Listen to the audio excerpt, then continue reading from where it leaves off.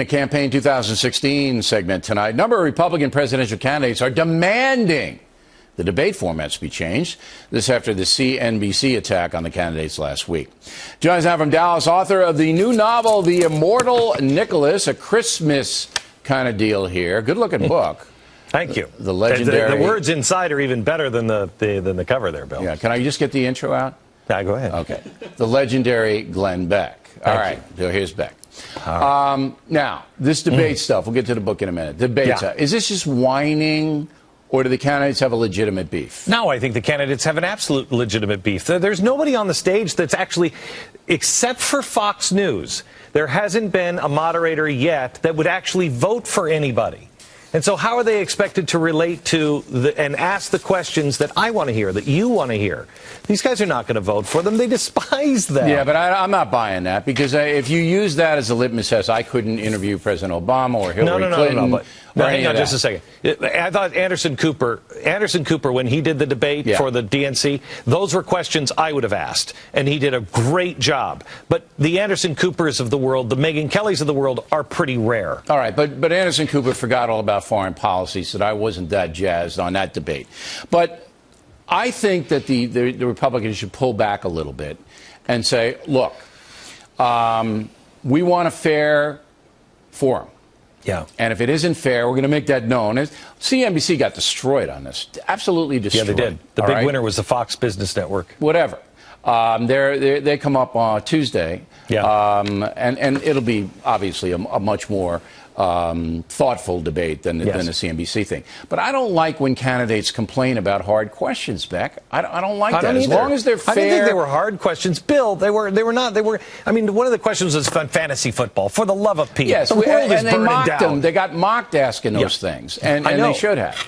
But why waste that time? Here's, Bill, we wrote a letter from the Blaze today offering to do the 9th debate in February. We'd like to do it in a very, very different way. First of all, we are almost all digital, and so this would be one that would appeal to the millennials.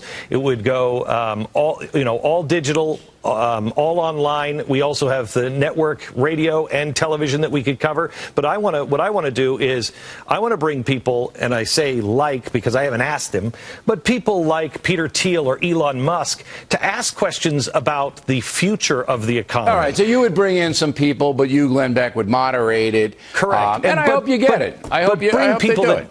Yeah, bring people that are going to ask intelligent questions. Let's bring in Thomas Sowell and I'll come in disguise, Beck. You can say I'm Wild Bill Hickok. I'll come in with a big Here's hat. This is Phil Oreilly. From Long Island. Right. Okay.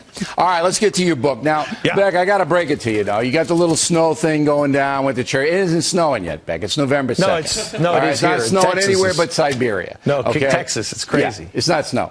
Yeah. Okay, so that's a fraud right there, right in the back. No, totally fraudulent. Absolutely real, Bill. No, it's fraudulent. Look, so you don't need that gimmick to sell the book. It's a good book. You don't need a gimmick to sell a book. Get out of Miami, get in your little shorts, and you can sell a book that way. Sure. It's a good book. You don't need the phony snow in the church. You don't need it. All right. Change the background, please. All right. Tell me why you wrote this book.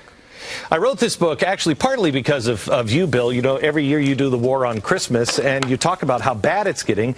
And about 4 years ago, my kids were they want to talk about that stupid elf on the shelf and Santa Claus over the Christ child. And our Christmas concerts have become winter concerts, and Santa has completely become just about the mall. And so I really thought I could either become a grumpy old man like Bill O'Reilly, or I could do something different and go a different direction and say, how can I refashion Santa and make him a messenger of Christ that points to Christ? And so this is kind of almost a little way like Ben-Hur. It covers the birth and the death of the Christ child. It covers the real St. Nicholas, but my Santa character is unlike any other Santa character that you've ever met. All right. And how does he become immortal, and what does it mean? So what I'm getting at that is you have Santa in a chariot, like Ben-Hur, with the whip, like this, exactly whipping around the Roman... you don't have to read it now, Bill. Yeah. It's... Damn. I like the book, Beck. I read a little of it today, The Immortal Nicholas, and it's a beautiful cover and all that, so it's a nice stocking stuffer. When it's winter, Beck! Not now. It's snowing outside right now. God. Len Beck, everybody.